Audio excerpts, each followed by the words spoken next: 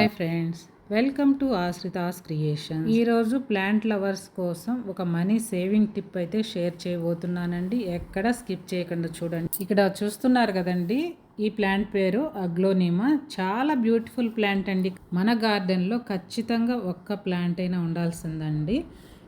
ఒక్క ప్లాంట్ ఉంటే చాలు, 100 ప్లాంట్స్ అయినా మనము దీని నుంచి పెంచుకోవచ్చు. ఇక్కడ చూస్తున్నారు కదా, ఒక్క మొక్క చుట్టూ 3 బేబీ ప్లాంట్స్ అయితే వచ్చేసాయి. ఇలా ఒక్క ప్లాంట్ ఉంటే చాలు, ఎన్ని మొక్కలనైనా మనము వేరు చేసి ఈజీగా గ్రో చేసుకోవచ్చు.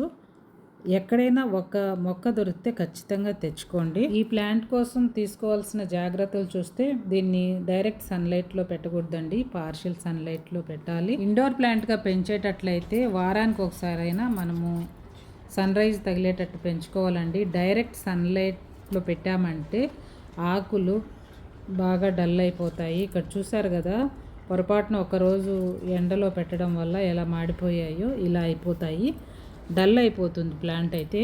వాటరింగ్ విషయానికి వస్తే కూడా కొద్దిగానే ఇవ్వాలండి. ఓవర్ వాటరింగ్ ఇచ్చినా కూడా మొక్క చనిపోయే అవకాశం ఉంది. ఇలా పక్కన వచ్చిన చిన్న చిన్న మొక్కల్ని ఈ విధంగా సపరేట్ చేసి మనం వేరే కుండీలో నాటుకున్నామంటే ఈజీగా గ్రో అవుతాయండి.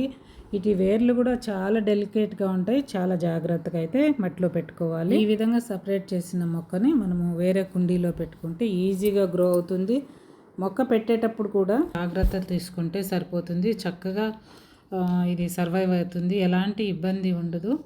మనం బయట కొనాలంటే 300 to 450 అలా పడుతుంది ఒక్కొక్క ప్లాంట్, మంచిగా కొద్దిగా పెద్దగా ఉండేవాడు. మనం ఇలా సపరేట్ చేసుకొని వేరే కుండీల్లో పెట్టుకున్నామంటే మళ్ళీ కొనాల్సిన అవసరం లేదు.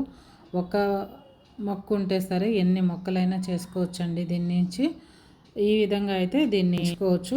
ఇక్కడ చూస్తున్నారు కదా, నేను ఆల్రెడీ ఒక కుండీలో మట్టిని అయితే నింపేశానండి. దాంట్లోనే ఇప్పుడు తీసిన ప్లాంట్ని అయితే పెట్టబోతున్నాను. ఈ పాట అయితే ఉబాగా వాళ్ళది, నేను వేరే ప్లాంట్స్ తెప్పించున్నాను, అయిపోయాయి.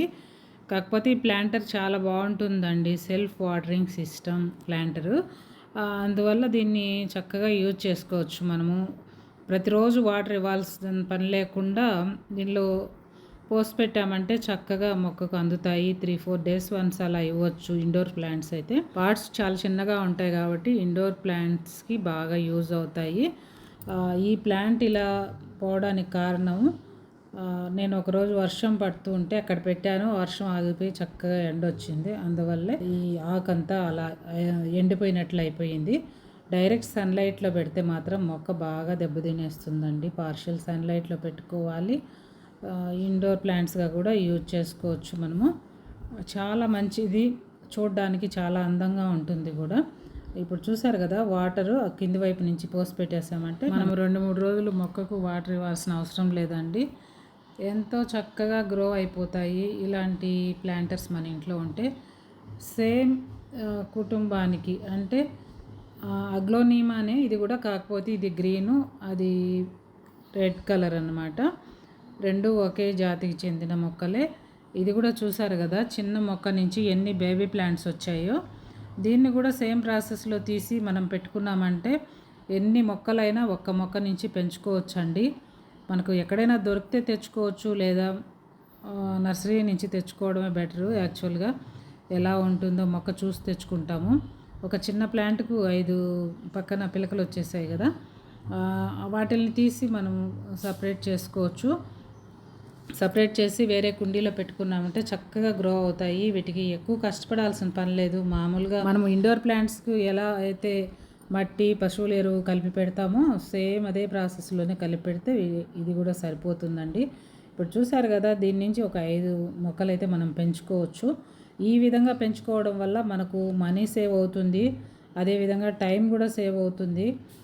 బయట నుంచి మనం ఒక మొక్క కొనాలంటే 400 అలా పడుతుంది కదా, ఇప్పుడు మనకు చాలా మనీ అయితే సేవ్ అయినట్లే కదండి. మనకు ఎక్కడ దొరకపోతే నర్సరీ నుంచి అయినా సరే ఒక మొక్క తెచ్చుకున్నామంటే దాని నుంచి 100 మొక్కలైనా పెట్టొచ్చండి, చక్కగా గ్రో అయిపోతాయి.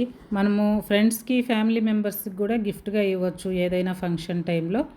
ఇలా ఇవ్వడం వల్ల వాళ్ళు కూడా హ్యాపీగా ఫీల్ అవుతారు. ఆ మొక్కను చూసినప్పుడల్లా మనం వాళ్ళకు గుర్తుకొస్తూ ఉంటాం కదా.